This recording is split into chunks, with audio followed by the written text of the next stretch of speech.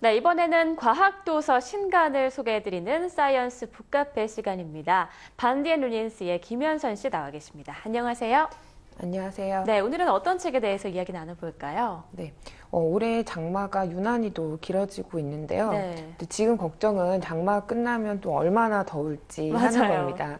네, 특히 장마 후에는 밤에도 높은 기온이 떨어지지 않는 열대야가 찾아오기도 하고요. 또 남은 여름은 아마도 에어컨과 함께 보내야 할 것 같은데요. 오늘 준비한 책은 이 에어컨에 관해 우리가 몰랐던 진실을 이야기해주는 스탠콕스의 여름 전쟁입니다. 네, 그런데 매해 여름은 높은 기온과 습도 그리고 전력난과의 전쟁이 계속되고 있는데 그러다 보니까 사치품이었던 에어컨이 어느새 필수품이 돼버린 것 같아요. 네, 저 어릴 때만 해도 에어컨은 있는 집보다 없는 집이 더 많았고요. 맞아요. 네, 또 경험상 에어컨 없이도 분명 잘 살았던 것 같거든요. 그런데 요즘은 어딜 가나 냉방이 되고 또 그런 환경에 익숙해져서인지 조금만 덥고 습해도 참기가 어렵습니다. 그래서 높은 전기세가 걱정돼도 할 수 없이 에어컨을 켜게 되고요. 네, 에어컨 사용이 크게 늘어난 만큼 우리 삶에 미치는 영향력 또한 커졌을 것 같은데요.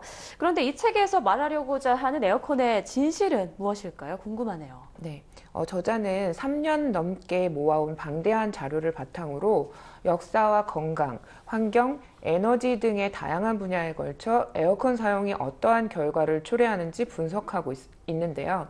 그 주된 내용은 에어컨의 단점에 관한 것으로 또 에어컨이 건강에 안 좋을 뿐 아니라 현재의 기후와 환경, 또 에너지 문제의 중요한 원인이 될 수 있음을 지적하고 있습니다. 네, 에어컨이 건강에 좋지 않다는 건 알고 있지만 또 한편으로 보면은 폭염으로 사망하거나 질병에 걸리는 환자들도 늘고 있잖아요. 이걸 네. 어떻게 봐야 될지 모르겠네요.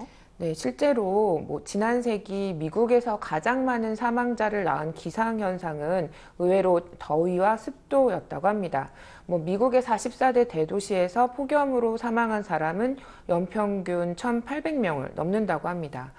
그리고 95년도에 시카고에서 발생한 폭염으로 주민 550명이 사망했을 당시 목숨을 잃은 주민의 대다수는 에어컨을 설치하지 않은 집에서 지냈거나 또 에어컨이 설치되었더라도 전기요금을 감당하지 못해서 에어컨을 켜지 못한 경우였다고 합니다. 네, 또 그런가 하면 에어컨 때문에 냉방병에 걸리는 경우도 허다하죠. 네, 아시다시피 냉방병은 실내와 실외의 온도차가 과도해서 생겨나는데요. 기본적으로 우리 몸은 외부의 온도에 맞추어 적응해 가는데 높은 기온의 실외와 낮은 기온의 실내를 반복적으로 오가면서 이를 관장하는 자율신경계가 지치게 되는 거죠. 네, 외부의 온도에 우리 몸이 적응한다라고 말씀을 해주셨는데 사실 요즘은 어딜 가나 냉방이 잘 가동이 되고 있잖아요. 그렇다 보니까 더 더위에 취약해질 수도 있다라는 생각이 드네요. 네, 그렇습니다. 네. 인류는 더운 기후대에서 출발해 진화한 종족이기 때문에 몸속에 더위에 적응하는 체계를 갖추고 있습니다.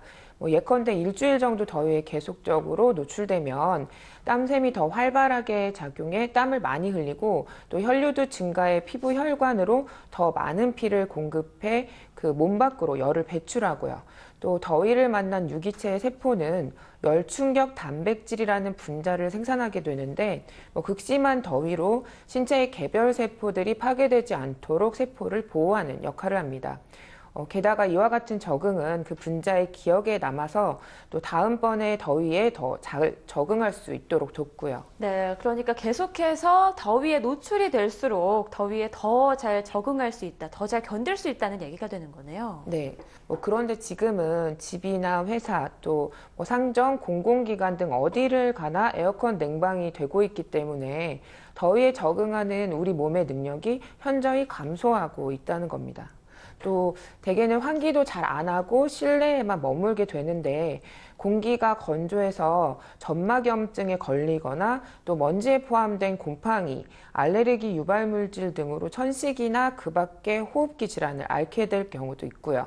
또 성장기 아이들의 경우는 야외 활동을 통해서 다양한 병원균에 조금씩 노출되면서 면역력을 키워야 하는데 실내에서만 있다 보니 면역력이 떨어지는 건 물론이고 또 운동 부족으로 비만이 되는 경우도 있고요. 네.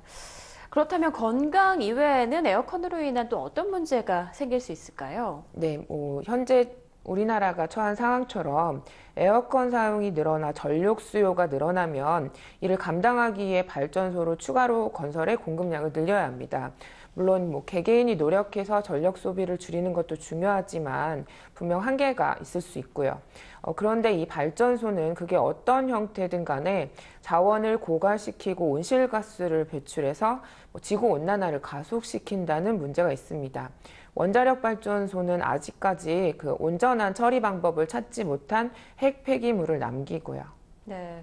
그러니까 말하자면 생태적으로 지속 가능한 방식은 아니라는 말씀이시죠. 네, 그렇죠.